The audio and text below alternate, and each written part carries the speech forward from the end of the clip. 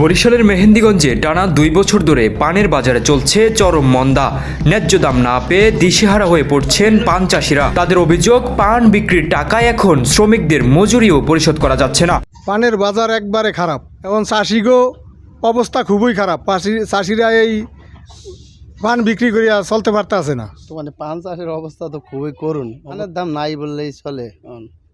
5 টাকা 10 টাকা পানের বিড়া করে। পানের বর্তমানে দাম তো অনেক মন্দা বাজার, অনেক চাষিরা কাজ করতে পারে না। এক সময় যে এক বিড়া পান 100 থেকে 150 টাকায় বিক্রি হতো, সেই পানের দাম নেমে এসেছে মাত্র 50 টাকার আশেপাশে।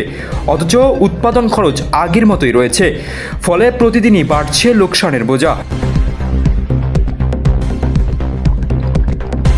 উপজেলার 16টি ইউনিয়নে বাণিজ্যিকভাবে পান চাষ হলেও টানা ক্ষতির কারণে অনেক চাষি ইতিমধ্যেই এই পেশা ছেড়ে অন্য কাজে চলে যাচ্ছেন।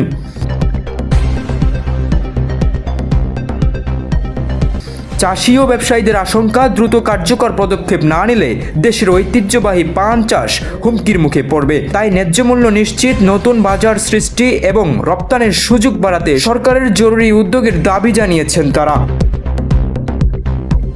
সিয়াম বিশ্বাস, মেহেন্দিগঞ্জ প্রতিদিন।